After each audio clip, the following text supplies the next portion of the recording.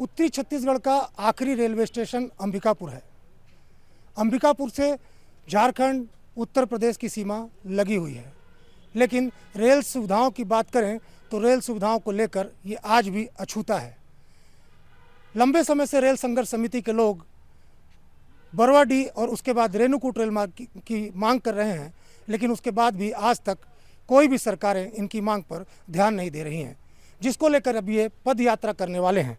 पद यात्रा करने वाले रेल संघर्ष समिति के लोग हमारे साथ हैं, उनसे ही सीधा जानेंगे कि आखिर क्या वजह हो गई कि उनको पद यात्रा करना पड़ा। सरगुजा क्षेत्र में रेल विस्तार की मांग बहुत पुरानी है। लंबे समय से यहाँ से रेलवे को आगे ले जाकर बेहतर राष्ट्रीय नेटवर्क से जोड़ने की मांग हमेशा से होती आई है। उसी क्रम में रेलवे विभाग ने कई सर्वे किए हैं। उस सर्वे का निचोड़ के रूप में हम लोग को लगा कि रेणुकूट रेल मार्ग जो है वो सबसे कम खर्च में, सबसे कम दूरी वाला और सबसे व्यवहारिक मार्ग है।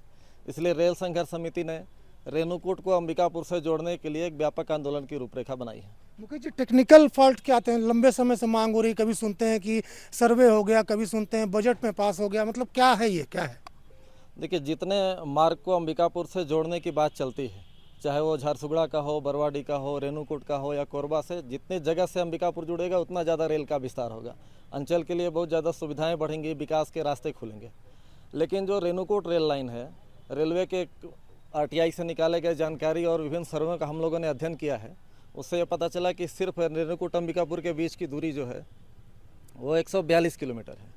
यहाँ से दिल्ली जो है अगर इस मार्ग से जुड़ जाएगा तो 1025 किलोमीटर की दूरी तय करके हम दिल्ली पहुँच सकते हैं। 10 से 12 घंटे में दिल्ली तक का, जो हमारी देश की राजधानी है, वहाँ तक का रास्ता तय कर पाएंगे। इसके अलावा बनारस, प्रयागराज, लखनऊ, अयोध्या तक की सीधी दूरी सीधे हम लोग जुड़ जाएंगे। ऐसे भी उत्तर प्रदेश और छत्तीसगढ़ का सामाजिक सांस्कृतिक संबंध है, तो सबसे ज़्यादा उपयोगी और व्यवहारिक मार्ग यही है। दिल्ली नज़दीक हो जाएगा। मनीष जी, आप तो रेल संघर्ष समिति और आंदोलन को देखते हैं, पिताजी भी जुड़े रहे लंबे समय तक। क्या लगता है कि क्या व्यवहारिक दिक्कतें आ रही हैं?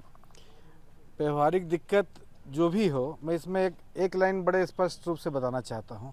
ये जनता के हित की मांग है और जनता के हित जो है मतलब हमारे इसी रेलवे लाइन से जुड़ने से जनता का हित की पूर्ति होती है, क्योंकि इससे हम लोग बेहतर भारत के नेटवर्क से, पूरे नेटवर्क से, चाहे दिल्ली का मामला हो, कलकत्ता का मामला हो, माननीय यहाँ तक कि माननीय प्रधानमंत्री आदरणीय श्री नरेंद्र मोदी जी के संसदीय क्षेत्र से जुड़ने का मामला हो, हम लोग इसी रेणुकूट के मार्फत ही, जो मात्र 142 किलोमीटर की दूरी पे है और जिसका व्यवहारिक रूप से बजट भी कम है।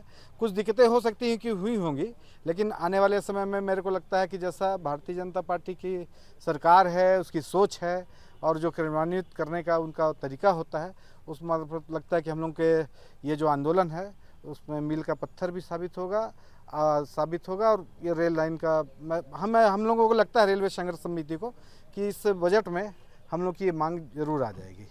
अंचल जी बताइए, कितने रेलवे स्टेशन पड़ेंगे, क्या है वहाँ से यहाँ तक का मार्ग का? इसमें लगभग 14 रेलवे स्टेशन, 11 रेलवे स्टेशन हैं इस रूट पे। और इस रेलवे लाइन के जुड़ जाने से सबसे बड़ा जो फ़ायदा होना है, सामाजिक, राजनीतिक और आर्थिक रूप से भी रेलवे को काफ़ी फ़ायदा होगा इससे।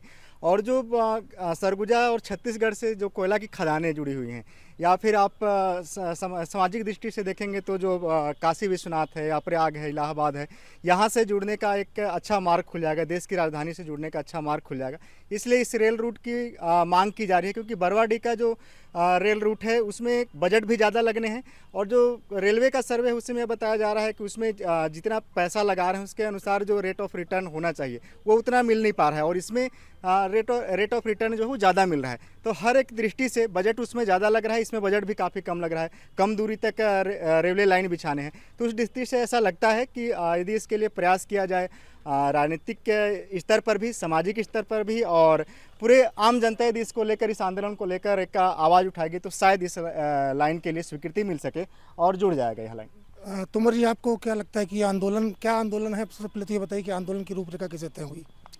देखिए, जो आज राजनीतिक दल हैं, जिनका सरकार होता है, चाहे कोई भी राजनीतिक दल हो, वो सब लोग जनता के बीच से ही चुनकर जाते हैं। तो एक सीधा सीधा है कि जैसा जनता जनार्दन का मन होगा, काम होगा, वैसे ही जनप्रतिनिधि काम करेंगे। ये मांग बहुत लंबे समय तक से चल रही है, लेकिन अभी वर्तमान में इसको हम लोगों ने तेज़ किया है, रेलवे संघर्ष समिति ने इसको आगे बढ़ाया है। और जिस प्रकार से पूर्व के हमारे लोगों ने कहा कि दूरी को लेकर के और आर्थिक फ़ायदे को लेकर के ये एक फ़ायदेमंद कॉरिडोर साबित होगा। और जिस प्रकार से हम अनूपपुर से जुड़े हुए हैं, हम रायपुर से जुड़े हुए हैं, यदि रेणुकूट से हम जुड़ जाते हैं तो हमारा जो उत्तर छत्तीसगढ़ है, जिसमें अंबिकापुर एक बड़ा केंद्र है, इसकी सीधी जुड़ाव देश के बड़े सेंटर से हो जाना है। तो उत्तर छत्तीसगढ़ को बड़ा आर्थिक, सांस्कृतिक, स्वास्थ्य के क्षेत्र में ये लाभ हम सबको मिलेगा। और ये पदयात्रा का जो प्रारंभ है ये जन जागरण के विषय से है, सरकार को जगाने के विषय से है। कई जनप्रतिनिधि भी, बड़े जनप्रतिनिधि भी उसमें शामिल होंगे, पहले दिन भी शामिल होंगे। तो कहीं ना कहीं सरगुजा और उत्तर छत्तीसगढ़ के हित की बात हम सब करने जा रहे हैं और हमें उम्मीद है कि सरकार के द्वारा भी इसमें सकारात्मक सहयोग मिलेगा। सुमित, आप युवा पत्रकार हैं, ये बताइए कि ये जो संघर्ष समिति है, रेल संघर्ष समिति, क्या ये सही प्लेटफॉर्म कहना उचित नहीं होगा? कहने का मतलब इनका जो रूट चार्ट है, जो तैयारी है, वो क्या आप उचित मानते हैं? ये उचित इसलिए है क्योंकि आप देखेंगे उत्तरी छत्तीसगढ़ है वो एक तरह से पूर्वांचल से जुड़ा हुआ है। ज़्यादातर आप सरगुजा संभाग की 14 की बात करें पूरे 5 जिलों की, तो यहाँ तक ज़्यादातर यहाँ के जो रहवासी हैं वो उत्तर प्रदेश या झारखंड, बिहार से आए हुए हैं। यानी कुल मिला के बोले तो अगर इसे छोटा अगर पूर्वांचल कहा जाए तो वो गलत नहीं होगा, क्योंकि ज़्यादातर यहाँ के उत्तर भारतीय यहाँ पे है। तो ऐसे में रेल मार्ग इसलिए ज़रूरी है क्योंकि हमारे को जाने के लिए, यानी उत्तर प्रदेश हमको जाना है, बनारस जाना है, तो साधन क्या है? साधन है सिर्फ बस, वो भी प्राइवेट बस। क्योंकि रेट बढ़ रहा है, डीजल के रेट बढ़ रहे हैं, लगातार बढ़ रहे हैं। और मैं मेरे को लग रहा है कि मैं तीसरी पीढ़ी होऊंगा जिसका इंतज़ार होगा। मेरे माता पिता, मेरे नाना, ये लोग सभी ने देखा कि सबकी मांग थी, दूरियां कम होंगी और ज़्यादा से ज़्यादा लोग हमारे यहाँ आएंगे, यहाँ भी आएंगे और व्यापार भी बढ़ेगा। तो ये काफ़ी ज़रूरी है कि जो रेणुकूट का जो मार्ग अभी जोड़ने की बात हो रही है, अगर ये जुड़ जाएगा तो वाकई में सरगुजा संभाग के लिए, खासकर उत्तरी छत्तीसगढ़ के लिए मील का पत्थर साबित होगा। जी बताइए, कितने दिन की यात्रा है और कब तक चलेगी और कहाँ कहाँ पर रुकवा होगा आप लोगों का? 4 दिन की यात्रा है जो 1 सितंबर को रेणुकूट से आरंभ होने वाली है और 4 सितंबर को अंबिकापुर से समापन होने वाला है। इस बीच में हम लोग बभनी में रात्रि विश्राम करने वाले हैं, वाड्रफनगर में, प्रतापपुर में, और 4 सितंबर को अंबिकापुर में।